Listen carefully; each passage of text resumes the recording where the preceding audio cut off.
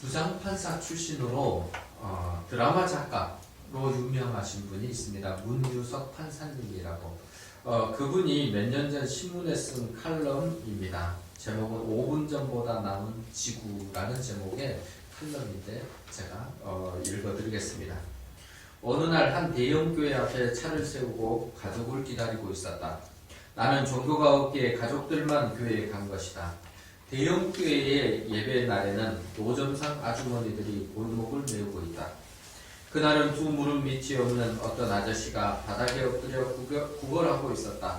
나는 무심히 차창 밖을 내다보고 있었다. 그런데 교회에서 웬 신사분이 서류 가방 같은 것을 들고 나와 그 아저씨에게 다가가서 가방을 열더니 비닐포일에 싼 김밥 2줄을 꺼내는 것이다. 신사분이 김밥을 내미니 아저씨가 고개를 꾸벅하며 받았다. 나는 속으로 생각했다. 저렇게 힘든 분에게 두둑히 적선이나 하지 기껏 김밥 좀 내민다고 좋아하겠어? 요즘은 거린에게 동전을 주면 됐다며 돌려준다잖아. 그렇게 삐딱하게 쳐다보고 있는데 그 아저씨가 그 김밥을 한 입 베어 물며 맞은편에 앉은 노점상 아주머니와 마주보고 씩 웃는데 너무나 화난 얼굴인 것 같다. 순간 깨달았다. 그 신사분과 저 아저씨가 주고받은 것은 마음이지 재물이 아니었던 것이다. 차 안에 앉아보고만 있는 내 모습이 왠지 부끄러워졌다. 그래서 문을 열고 아저씨에게 다가가 지갑을 꺼냈다. 지갑에게는 10,000원밖에 없었다. 한 장을 꺼내 아저씨 앞에 놓고는 꾸벅 목례를 하고 돌아섰다.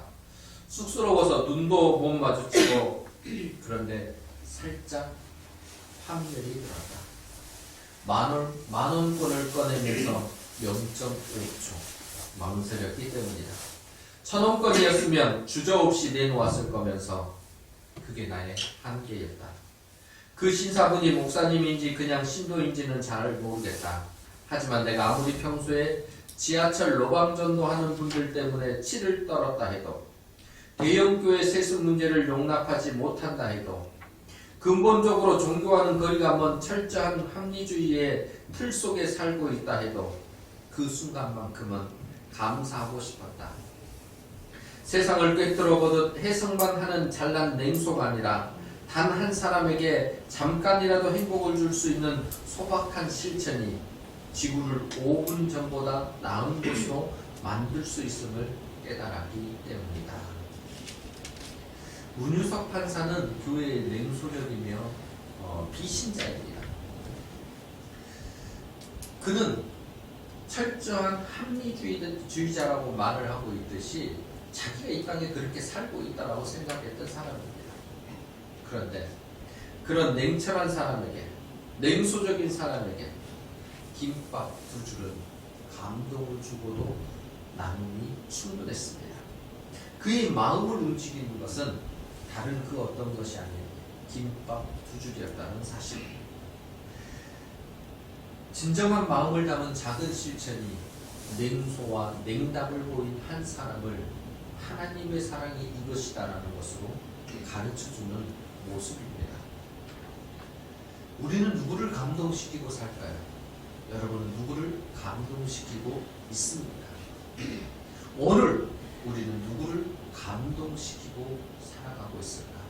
한 번쯤 생각해 보아야 되는 대림절 2번째 주일입니다. 어느 날 어떤 율법교사가 예수님께 나와서 물었습니다. 내가 무엇을 하여야 영생을 얻을 수 있습니까? 예수님께서 율법교사에게 오히려 되물으십니다. 율법에 무엇이라 기록되었으며 내가 어떻게 읽느냐? 율법교사가 대답합니다. 자신있게 대답하죠. 27절 말씀입니다.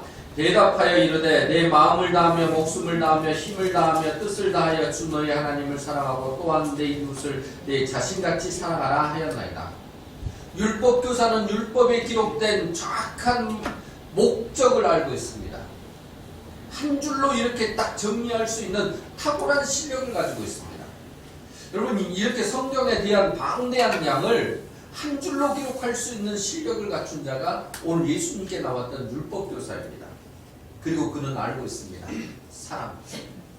사람이 율법에서 전하고 있는 내용입니다. 예수님은 율법교사를 칭찬하십니다. 야, 넌 어쩌면 이렇게 정확한 답을 알고 있어, 그 말이잖아요. 그래서 예수님이 말씀하십니다. 내 대답이 옳도다. 이를 행하라. 그러면 살리라. 여기까지만 있었어도 그래도 괜찮을 텐데 이제 이 율법교사가 예수님의 칭찬을 듣자 우리 모두에게 있는 것이 하나가 올라오기 시작합니다. 이 마음속에 늘 도사리고 있는 거 있잖아요. 조금만 방심하면 뛰쳐나오는 게 있습니다. 교만. 이 사람이 지금 교만이 딱 되어지는 거죠. 예수님께 칭찬도 받았겠다. 아, 나의 지금 뭔가 좀 어깨를 쭉 돌리면서 나를 옳게 보이려고 하는 의도를 가지고 예수님께 또 한 가지 묻습니다. 욕심이 생긴 겁니다. 그러면 내 이웃이 누구입니까?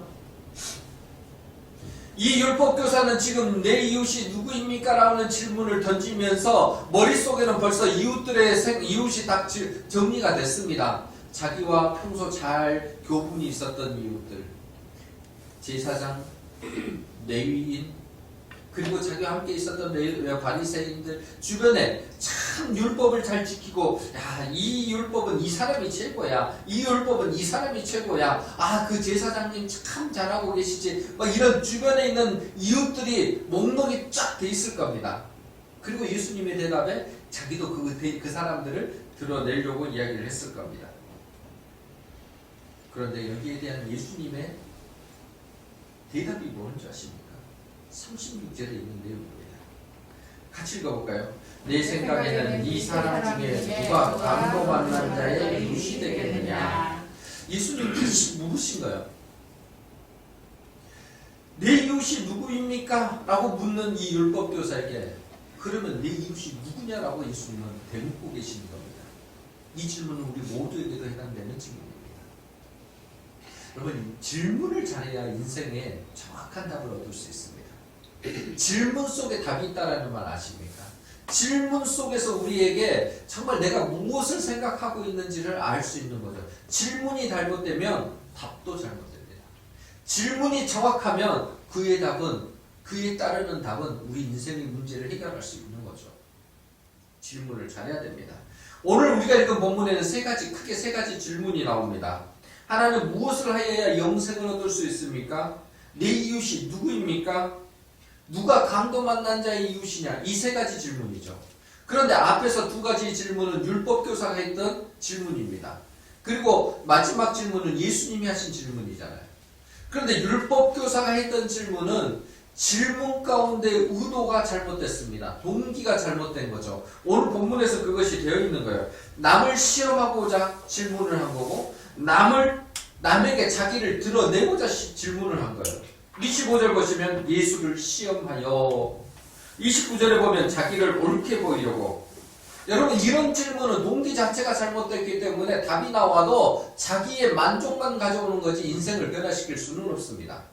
그런데 예수님의 질문은 다르다는 거예요. 예수님이 뭐라고 하십니까? 예수님의 질문에는 세상이 꼭 필요로 하는 질문, 세상이 이 답을 얻었을 때에 따뜻해지고, 세상이 이 답을 얻었을 때에 살기 좋아지고, 문유석 판사가 말했듯이 5분 전의 지구, 5분 전보다 이 지구가 더 따뜻해지는 그 삶을 만들 수 있는 질문이라는 거예요. 우리를 행복하게 하는 질문이 그 예수님이 하신 질문입니다. 우리는 주로 어떤 질문을 하고 살고 있습니까? 지난 수요일 여전도 회원들과 함께 결의열 학교를 다녀왔습니다. 성도님들의 협력 속에 우리는 김을 판매했고 남긴 수익금을 결의열 학교에 전액 가져다 주었던 거죠. 생필품으로 교환해서 모든 것을 전달했습니다. 그런데 우리가 원래 가졌던 그 마음은 아닙니다. 우리가 김 판매를 하면서 했던 것은 여학생들의 생리대를 만들기를 지원하기 위해서 했는데 그것보다는 다른 방향으로 바뀌었습니다. 전보를 화장지, 샴푸, 린스, 바디워시, 비누 전혀 다른 목록으로 바뀌어져서 그들에게 전달을 했습니다. 우리가 단톡방에 올려져 있는 그 모습 그대로입니다. 저도 처음 가는 곳입니다. 이 원장님을 저는 처음 만났습니다. 그냥 전화로만 통화를 하다가 저도 그날 처음 얼굴을 대면했는데 제가 가졌던 정보와 생각으로 그렸던 결의열 학교가 아니었습니다. 조금 더 다른 곳이었고 탈북자 학생들, 다문화 가정의 아이들을 돌보는 그런 시설이었는데 우리가 생각한 것과는 좀 달랐고 또 그 다름 속에서 저는 한 가지를 알았습니다. 하나님께서 우리를 왜 이곳으로 인도하셨는지. 우리가 막연하게 일을 시작했습니다. 교회는 세상으로 사랑을 흘려보내야죠. 우리가 그 일들을 한번 해봅시다 해서 김을 판매했던 거 아닙니까? 사랑을 흘려보내기 위해. 그런데요, 결의열 학교는 우리의 도움이 절실히 필요한 곳이었습니다. 코로나19로 인해 후원의 손길이 다 떨어지고 줄어들고 있는 이때에 다른 것도 아닌 생필품이 부족해가지고 아이들에게 그것을 넉넉히 제공하지 못하고 있는 상황이었다는 거죠. 우리는 그런데 그것을 때에 맞춰서 전달을 했던 겁니다. 우리가 알아서? 아니요. 우리가 계획해서? 아니잖아요. 그런데 그곳에 우리가 그 생필품을 전달했을 때 그 원장님은 이렇게 많이 가져오셨냐고 그랬습니다. 사실은 부끄럽거든요. 그렇게 많은 양은 아닌데 그분은 그것이 너무 많다라고 이야기를 하셨습니다. 하나님께서는 우리 교회를 사용하신 거죠. 필요로 하는 자는 그것이 얼마의 양이든지 상관없이 크게 느껴지는 거니까.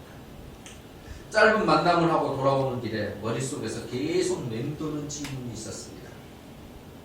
결의열 학교의 이웃은 누구일까? 결의열 학교의 이웃은 누구일까? 우리가 읽은 이 본문 가운데는 본문 안에는 질문과 질문 사이에 하나의 에피소드, 우리가 너무너무 잘 아는 에피소드가 있습니다. 선한 사마리아 사람의 이야기. 이 에피소드가 들어있는 거죠. 어떤 사람이 예루살렘에서 여리고로 가는 길에 내려가다가 강도를 만났습니다. 강도들이 그의 옷을 벗기고 때려서 거의 죽을 지경에 이를 정도, 그리고 모든 것을 빼앗고 나서 그를 내팽개쳐 놨습니다. 사람은 고통 가운데서 신음하고 있었고 누가 돌봐주지 않으면 그는 곧 죽을지도 모릅니다. 마침 한 제사장이 그 곁을 지나가고 있습니다. 근데 강도 만난 사람을 보더니 어떻게 갔습니까? 피하여 갔습니다. 레위인이 또 그곳을 지나갔습니다. 그런데 그 레위인도 피하여 지나갔습니다. 여러분, 피해서 갔다라는 것은 조금 더 다른 의도를 가지고 있다는 거예요. 지금 어떤 상황을 보고 그냥 무심코 지나간 것과 그것을 피하여 갔다라는 것은 알고도 그것을 지나쳤다라는 거예요. 의도가 더욱 나쁜 겁니다. 성경은 분명히 말을 합니다. 피해서 갔다라고 이야기합니다. 모르고 나 그거 있는지 몰랐는데 무심코 지나간 게 아니라는 거예요. 알면서도 의도적으로 지나갔다라는 겁니다. 그런데 강도 만난 그 사람, 그 곁에 이제 세 번째 사마리아 사람이 지나갔습니다. 강도 만난 사람을 발견한 사마리아 사람은 이전 사람들과 다른 행동을 취합니다. 33절과 34절 같이 읽습니다. 어떤 사마리아 사람은 여행하는 중 거기 이르러 그를 보고 불쌍히 여겨 가까이 가서 기름과 포도주를 그 상체에 붓고 싸매고 자기 백성, 자기 짐승에 태워 수막으로 데리고 가서 돌보아주니라. 아멘. 사마리아 사람은 불쌍히 여겨 그를 정성스럽게 돌봐주었습니다. 다음날 그는 여관 주인에게 2데나리온을 주면서 말합니다. 이 사람을 돌봐주십시오. 비용이 더 들면 내가 돌아오는 길에 갚겠습니다 라고 말을 하면서, 이게 우리가 잘 알고 있는 선한 사마리아 사람의 이야기입니다. 교회 다니신 분들은 수없이 들었던 이야기이고, 교회를 안 다니셨어도 많은 사람들이 선한 사마리아가 무엇인지는 알고 있는 이야기이죠. 그런데 이 이야기를 다 마치신 예수님께서 질문을 하십니다. 뭐라고 질문하시냐면 36절에 내 생각에는 이 세 사람 중에 누가 강도 만난 자의 이웃이 되겠느냐라는 질문입니다. 이 질문은 사실 내 이웃이 누구입니까? 라고 물었던 율법 교사의 질문에 대한 답이기도 합니다. 그런데 여기서 이 율법 교사가 예수님의 질문에 답을 합니다. 그런데 이 답의 내용을 보십시다. 37절에 이르되 자비를 베푼 자니이다. 정확하게 예수님은 지금 사마리아 사람이라고 말을 하시면서 이 이야기를 꺼내 들고 이야기를 하셨습니다. 그런데 이 이야기에 답을 해야 되는 율법교사가 뭐를 하냐면 사마리아 사람입니다. 답을 딱 점 찍으면 될 일인데 뭐라 그럽니까? 자비를 베푼 자니이다. 말하기 싫은 거예요. 이 사람에게 지금 말하기 싫은 거예요. 정말 이 사람에게 말을 했다고 한다면 내가 생각했던 그 이웃과 지금 예수님이 말하는 이 사마리아 사람과 지금 이웃이 다른 거예요. 그런데 들어보니 답은 정해져 있거든요. 예수님에 대한 답은 정확하게 자비를 베푼 자 이퀄 사마리아인 이러면 될 거거든요. 그런데 사마리아인이라고 사마리아 사람이라고 말을 하지 않아요. 자비를 베푼 사람이다라고 이야기를 해버린 거죠. 그런데 성경도요. 사마리아 사람의 이름을 밝히진 않습니다. 왜 그럴까요? 저는 예수님께서 사마리아 사람 이름 내에 그 구체적인 이름 대신에 우리의 이름이 기록되기를 원하셔서 그럴 거라고 생각합니다. 내가 사마리아 사람이 되기를 원하셔서 사마리아 사람의 특정한 이름을 대지 않고 그곳을 어쩌면 가로로 내어 놓으셨다라고 생각이 듭니다. 그러면 어떻게 사마리아인의 모습이 예수님에게는 감동을 줬고 또 예수님은 그것을 우리에게 다시금 이야기를 하고 계실까요? 누가 강도 만난 자의 이웃이 되겠느냐? 이 질문에 답을 하기 이전에 사마리아 사람의 모습을 살펴보면서 내게도 그것이 있는지를 확인해 봅시다. 그리고 그렇게 살기를 결단하는 이 시간이 되기를 바랍니다. 아멘. 첫째, 사마리아 사람에게는 불쌍히 여기는 마음이 있었습니다. 사마리아 사람에게는 불쌍히 여기는 마음이 있었다는 거예요. 오늘 보면 33절에 이렇게 기록됩니다. 어떤 사마리아 사람은 여행하는 중 거기 이르러 그를 보고 불쌍히 여겨 그렇게 이야기합니다. 여러분 뭐라고 그랬냐면 그를 보고 불쌍히 여겼다라고 이야기를 하잖아요. 사마리아 사람은 불쌍히 여기는 마음이 있었습니다. 이 불쌍히 여겨를 성경 다른 곳에서는 긍휼히 여겨라고 표현도 합니다. 이 원어적인 의미는 이런 거예요. 내장이 끊어지는 것과 같은 괴로운 심정을 가지고 아파하면서 그 아픈 마음으로 통회하고 같이 느껴지는 그 마음을 가지고 그를 바라보는 것. 그게 불쌍히 여겨의 마음입니다. 이것은 사실 예수님의 마음입니다. 예수님께서 우리를 보고 보시는 마음이세요. 예수님은 죄와 사망으로 죽은 우리를 만나주시고 예수님의 십자가 보혈로 우리를 씻어주셨습니다. 씻어주신 것에서 끝나는 것이 아니라 씻어주시면서 우리를 살리신 겁니다. 그리고 우리에게 영생의 선물을 주십니다. 그리고 하나님 나라에 갈 수 있는 그 길을 허락하시면서 그렇지만 이 땅에서도 우리에게 복되게 살 수 있는 길을 하나 만들어 주신 거죠. 그게 뭐예요? 하나님의 자녀 되는 권세를 주십니다. 하나님의 아들과 딸이 되는 권세를 주시면서 그것을 가지고 넉넉하게 그리스도인들께 살라고 말씀하십니다. 은혜를 베풀어 주신 거죠. 그런데 이 은혜를 우리가 받은 것은요, 우리가 주님께 뭔가 이쁜 짓을 많이 하고 드린 것이 많고 받을 만한 것들의 행동이 우리에게 있어서 그런 것은 아닙니다. 오직 주님이 우리를 보실 때 불쌍히 여기시는 그 마음 한 가지 때문입니다. 하나님께서 죄 가운데 지금 죽어가는 수많은 사람을 보시면서 불쌍히 여기신 거예요. 그 불쌍히 여기심이 예수님을 이 땅에 보내신 겁니다. 우리가 지금 대림절을 보내면서 예수님의 그 오심을 기억하고 있던 것은 그 불쌍히 여기신 하나님의 마음이 예수님을 통해서 보여졌기 때문이죠. 그런데 그 마음을 가지고 오신 예수님도 우리를 향해서 동일한 마음을 품으신 거예요. 우리를 불쌍히 여기셨습니다. 불쌍히 여기셨기 때문에 십자가에서 달려 죽으신 거예요. 죽으시면서 우리를 향해서 뭔가 탓을 한마디도 하지 않으시고 여전히 우리를 사랑하시면서 우리에게 그 불쌍히 여기는 그 마음으로 구원의 복을 허락해 주시고 네. 우리는 이 은혜를 잊지 말아야 합니다. 이 영생의 은혜를 잊지 말고 기억하는 사람, 또 그것을 증거하고 누리며 사는 사람이 되어야 합니다. 여러분, 우리가 이것을 누리며 산다라는 것이 어떤 의미일까요? 내게 주님이 나를 불쌍히 여기셨는데 내가 이 불쌍히 여기는 마음으로 누군가에게 나는 그것을 누리고 삽니다라는 것을 보여주는 것이 어떤 의미일까요? 나도 그 모습, 그 마음으로 누군가에게 전달하는 거예요. 나는 불쌍히 여기는 그 마음을 보여주는 거죠. 그런데 오늘 본문에 나왔던 제사장과 레위에게는 이 불쌍히 여기는 마음이 없었던 겁니다. 없었기 때문에 피해가는 겁니다. 그들의 심장이 식었기 때문에 피해가는 겁니다. 그들의 마음이 굳어있기 때문에 피해가버리는 거예요. 왜? 외면하고 싶으니까. 어찌 보면 율법적으로는 흠없습니다. 뭔가 꼬투리 잡을 만한 것들이 하나도 없는 것들이 제사장과 레위인과 율법인들입니다. 그런데 그들에게는 겉모습은 좋았지만 뭐가 없었을까요? 정신이, 율법의 정신, 그 따뜻한 마음이 그들에게는 없었던 거죠. 겉모양은 그럴듯해 보였지만 속은 아무것도 없는 비껍데기가 그들이 있습니다.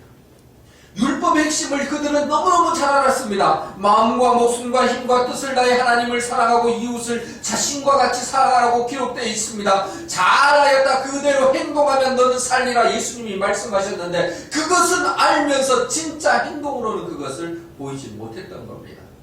왜요? 이 안에 불쌍히 여기는 마음이 없었기 때문에. 하나님께서는 불쌍히 여기셨기 때문에 예수님을 보냈고, 예수님도 불쌍히 여기셨기 때문에 십자가의 그 사랑을 우리에게 보여주셨는데, 우리는 그 불쌍히 여기의 마음을 가지고 산다 하면서도 보이지 않고 간직하지도 않은 거죠. 이웃 사랑은 하나님 사랑의 열매의 모습입니다. 사랑, 그 사랑의 마음과 열매를 가진 사람의 심장은 따뜻합니다. 사마리아 사람처럼 말입니다. 심장이 따뜻할 뿐만 아니라 살아있습니다. 왜요? 심장이 뛰고 있으니까 살아있는 것 아닙니까? 살아있는 그 사람은 예수님께서 보여주신 그대로 그것을 보이기 위해 몸부림치는 그 모습이 있다는 겁니다. 여러분, 이것이 누려지시고 느껴지고 계십니까? 이런 살아있고 따뜻한 심장이 뛸 때 우리 마음에는 사마리아 사람처럼 불쌍히 여기는 마음이 넘쳐나게 될 것입니다. 이 마음이 있는 사람은요, 남을 볼 때에 그의 일이 곧 내 일 같고, 그의 아픔이 내 아픔 같고, 그의 절망이 곧 내 절망 같기도 합니다. 그래서 그를 어떻게든지 도우려고 하고 그와 함께 하려고 하는 마음이 우리 가운데 있는 거죠. 혹시나 그 마음이 없다면 주님께 요청하셔야 합니다. 내게 불쌍히 여기는 마음을 주십시오. 사마리아 사람이 가졌던 이 불쌍히 여기는 마음이 있고 그리스도인의 마음이 되어야 합니다. 우리 모두가 이 마음을 가지고 지금 이 불쌍히 여기는 마음이 두근두근 뛰고 있다면 우리는 하나님의 마음을, 예수님의 마음을 닮아가고 있는 사람이라는 증거라는 걸 기억하십시오. 계속해서 우리는 예수님의 마음을 닮아가서 이 불쌍히 여기는 마음을 채워가는 주의 백성들이 되기를 바랍니다. 아멘. 둘째, 사마리아 사람에게는 불쌍히 여기는 마음과 더불어서 그 마음으로 다가감이 있었습니다. 불쌍히 여기는 그 마음만 있었던 게 아니라 그 마음을 가지고 이제 다가가는 그것이 있었다는 거예요. 34절 말씀을 봅니다. 가까이 가서 기름과 포도주를 그 상처에 붓고 싸매고 자기 짐승에 태워 주막으로 데리고 가서 몰아줍니다. 뭐라 그럽니까? 가까이 가서라고 이야기를 합니다. 불쌍히 여기는 마음으로 사마리아 사람은 강도 만난 사람에게 가까이 갔습니다. 영생을 얻은 삶은 불쌍히 여기고 다가가는 삶입니다. 그런데 이렇게 다가가는 삶이 쉬운 게 아닙니다. 우리가 마음을 먹기는 한데 이 마음 먹은 걸 가지고 무언가를 행하기 위해 행동을 취하려면 가까이 가야 되는데 가까이 가는 게 쉬운 일이 아니라니까요. 왜냐하면 가려고 할 때 우리 삶에 갖고 있는 장벽들이 있기 때문에, 이 보이지 않고 또 우리의 삶을 가로막고 있는 이 장벽들이 여러 개가 있었습니다. 그래서 우리는 머뭇거리는 거죠. 사마리아 사람에게도 장벽이 있었습니다. 우선은 무슨 장벽이 있냐면 현실적 장벽이 있습니다. 사마리아 사람에게 현실적 장벽은 두렵고 위험한 그 현장의 상황입니다. 예루살렘은 해발 760m나 높은 곳에 있습니다. 고지대에 있는 지역이 예루살렘입니다. 그런데 여리고는 예루살렘에서 여리고까지는 36km 정도 떨어진 곳에 있는데 저지대입니다. 해수면보다 낮은 지대에 있는 저지대에 있는 것이 여리고이죠. 그래서 성경에 예루살렘에서 여리고로 내려갔다라는 표현을 씁니다. 왜냐하면 높은 곳에서 낮은 곳으로 가는 거기 때문에 그게 내려갔다라는 표현이거든요. 그런데 이 내려가는 길이 곳곳에 암석들이 바위들이 있고 그것이 사람을 피하는 자기의 위장막이 되니까 강도들이 거기에 도적대들이 거기에 숨었다가 길 가는 행인들을 덮치는 일들이 많았습니다. 그래서 이 예루살렘에서 여리고 가는 길은 그리 순탄한 길이 아니에요. 더더군다나 오늘 본문에 보면은 강도 만난 사람이 벌써 앞에서 그 현장에 누워 있는 거예요. 그러니까 우리가 살려면 어떻게 해야 되겠습니까? 이 길을 빨리 벗어나야 돼요. 위험한 지역을 빨리 벗어나는 것이 일반적 상식이죠. 안전한 거니까요. 사마리아 사람은 알고 있습니다. 이거 모를까요? 어쩌면 제사장과 레위인은 그것을 알고 있기에 빨리 피해버렸을지도 모릅니다. 그런데 사마리아 사람은 그것을 그 장벽을 뛰어넘었습니다. 현실적으로 위험한 걸 알지만 장벽을 뛰어넘는 거예요. 또 사마리아 사람에게는 한 가지 더 장벽이 있습니다. 민족적 장벽이 있었다는 거예요. 왜 민족적 장벽이 있냐면 전통적으로 유대인들은 사마리아 사람들을 싫어했습니다. 이방인보다 더 싫어한 것이 사마리아 사람들입니다. 상종하지도 않았습니다. 왜냐하면 나라가 멸망한 이후에 강대국들에 의해서 사마리아 땅에는 이방인들이 이주를 당했습니다. 그곳에서 이주한 사람들과 그러니까 이방인들과 사마리아 사람들이 한데 어울려 살다가 결혼을 하고 자녀를 낳았습니다. 즉 혼혈족이 됐다는 거죠. 그런데 유대인들은 우리는 순수혈통이고 니네는 순수혈통이 아니라는 이유만으로 그들과 상종하지 않고 멸시했습니다. 부정하다고 생각할 정도로요. 사마리아 사람들을 부정하다고 생각할 정도로 그랬는데 그 유대인이 지금 죽어 있습니다. 강도를 만나서 쓰러져 있는 거죠. 그런데 사마리아 사람 입장에서는 우리를 멸시한 이네 건너가지 할 수 있는데 건너가지 않았습니다. 그는 민족적 장벽을 건너뛰고 그에게 다가갔습니다. 사마리아 사람은 이처럼 여러 장벽을 넘어 불쌍히 여기는 마음을 가지고 강도 만난 사람에게 다가갔습니다. 이 다가감이 우리에게 있어야 합니다. 이 가까이감이 우리에게 있어야 합니다. 왜냐하면 두려움과 그에게 현실적 장벽 그리고 안타까운 민족적 장벽까지도 뛰어넘을 때 역사가 일어나기 때문입니다. 아멘. 그가 본 것은 딱 한 가지입니다. 도움이 필요한 자이기 때문에. 도움을 주는 데 있어서 사마리아 사람에게는 조건이 없었습니다. 장벽이 없었다라는 거예요. 우리가 지난 주에 살펴봤던 것처럼 용서를 하기 위해서는 조건이 없어야 된다는 것처럼 오늘 말씀에도 우리가 생각할 때에 가까이 가야 되면 누군가의 도움이 필요한 자에게 가기 위해서는 조건을 버려야 합니다. 조건이 사라져야 된다는 거예요. 그런데 제사장과 레위인은 이 장벽 앞에서 조건을 따졌습니다. 삶의 조건을 따졌고 안전의 조건을 따졌습니다. 그러니 그 장벽을 넘지 못한 겁니다. 그러나 사마리아 사람은 장벽의 그 조건을 뛰어넘었습니다. 우리가 믿음을 드러내는 데 있어 믿음의 삶을 살아가는 데 있어서 하려고 하는 사람에게 보이는 건 뭡니까? 모든 문제는 간단해 보입니다. 그것을 시도하고 그 믿음대로 살려고 하는 사람에게는 보이는 문제와 현실이 매우 간단해 보입니다. 그런데 하기 싫은 사람에게는 이유가 많고 문제는 매우 복잡해집니다. 내가 하기 싫기 때문에 갖가지 이유들이 나오는 거고 내가 그것을 행동하기 싫기 때문에 문제가 너무너무 복잡하고 어려울 것처럼 보이기만 합니다. 그런데 믿음을 행동을 하려고 하는 사람에게는 너무 간단합니다. 조건이 사라지기 때문이죠. 우리의 삶은 지금 간단합니까? 복잡합니까?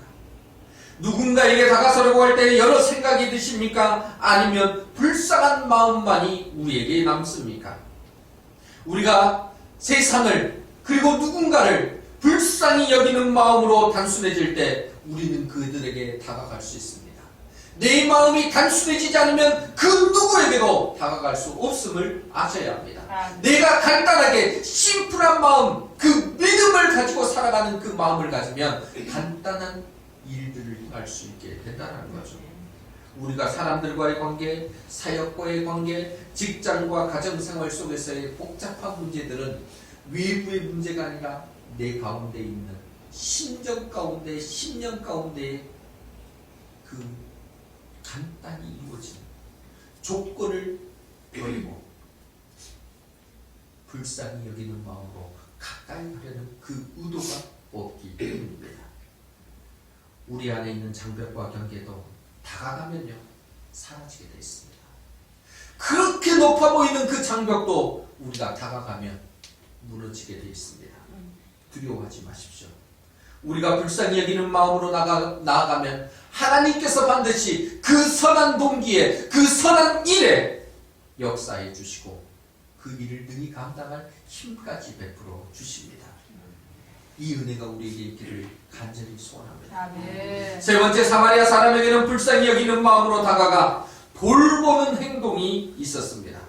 불쌍히 여기고 다가가기는 했으나 행동이 없으면 의미가 없는 것 아니겠습니까? 그런데 이 사마리아 사람에게는 마지막 정성을 다해 돌보는 행동이 있었습니다.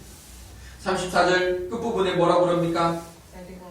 데리고 가서 돌보아 주니라. 그런데 데리고 가서 돌봐 주는 것에서 끝나는 게 아니라 그 전부터 돌봤습니다. 기름과 포도주를 그 상처에 붓고 싸매고 자기 짐승에게 태워 주막으로 데리고 가서 돌보아 주니라. 사마리아 사람은 불쌍히 여기는 마음으로 강도 만난 자에게 가까이 다가가서 보니 드디어 뭐가 보였을까요? 그의 아픔과 상처가 보였습니다. 무엇이 필요한지 보였다라는 거예요. 여러분, 멀찍이 떨어져 있으면 그 모든 것이 보이지 않습니다. 무엇을 해야 되는지도 모릅니다. 그런데 다가가면, 가까이 가면 보이기 시작합니다. 내가 무엇을 해야 하는지, 내가 무슨 도움을 줘야 되는지, 어떤 행동을 취해야 되는지 그 자리에서 보게 된다는 거예요. 다가서면 보이고 다가서야 보입니다. 사마리아 사람은 보이는 것에 따라서 이제 머뭇거리지 않고 이제 행동을 취하기 시작했습니다. 그 상처에 올리브 기름을 그리고 포도주를 붓고 싸맨 다음에 자기 짐승에 태워 주막으로 그 강도 만난 자를 데리고 갔습니다. 여기서 끝난 게 아닙니다. 상처를 돌봐주고 응급처치를 했지만은 이제 이 사람에게는 더 회복의 시간이 필요하니까 돌보아 주니라. 언제까지요? 나을 때까지. 그런데 사마리아 사람은요 지금 여행 중입니다.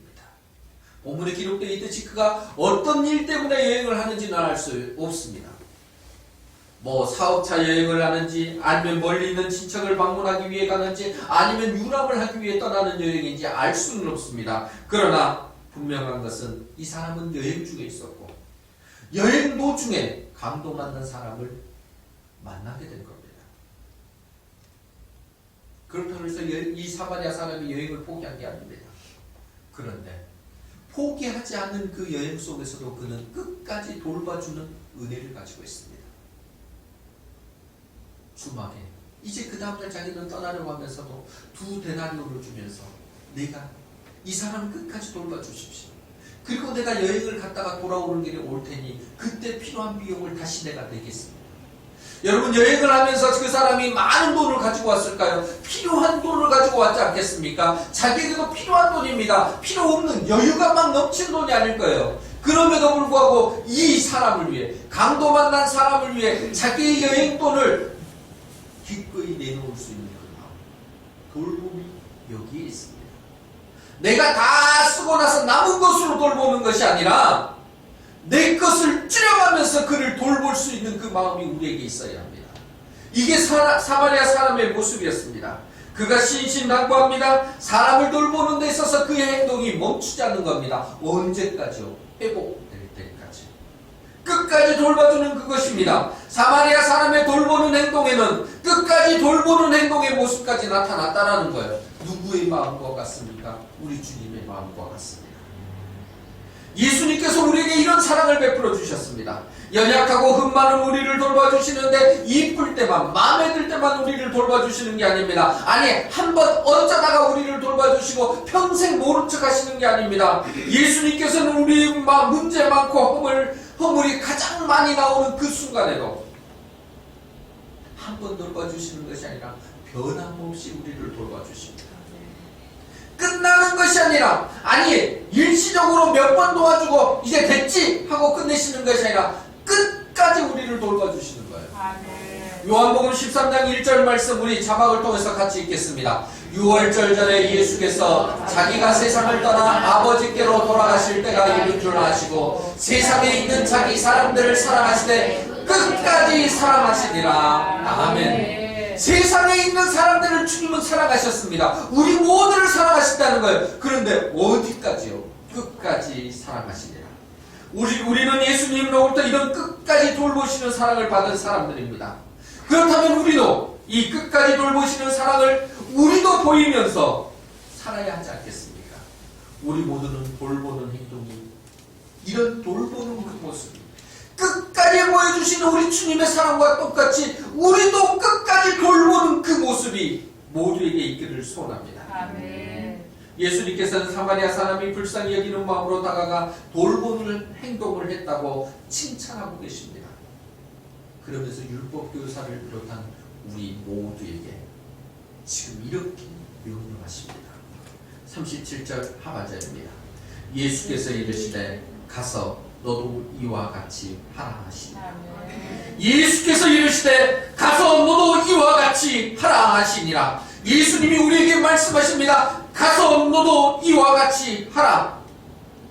이 주님의 말씀을 우리는 어떻게 응답해야 할까요? 우리 주님을 기다리고 소망하는 대림절 두 번째 주일입니다. 오늘 말씀을 듣고 나도 해야지, 이런 마음만 드셔서는 안 됩니다. 여기서 빠져나가십시오. 구체적으로 어떻게 누구에게 사랑과 자비를 드러낼 것인지 그들에게 나가는 우리 모두가 되기를 소원합니다. 아멘. 사마리아 사람처럼 불쌍히 여기는 마음을 담아 사랑을 실천합시다. 다가가는 행동을 보여줍시다. 코로나19로 힘들어하는 요즘 우리의 도움이 절실히 필요한 누군가가 있을지 모릅니다. 내게 나를 좀 도와주십시오라고 외치는 그들의 마음, 불쌍히 여기는 마음을 외치는 자가 있을지 모릅니다. 그의 손을 잡아주는, 그에게 다가가서 그 사랑을 베풀어주는 우리 모두가 되시기를 소원합니다. 아멘. 이 마음으로 다가가는, 돌보는 삶을 사는 사람이 우리 주님이 인정하시는 진정한 이웃입니다. 아멘. 그 진정한 이웃이 바로 우리 목청교회 성도님들이 되시기를 주님의 이름으로 간절히 부탁드립니다. 아멘.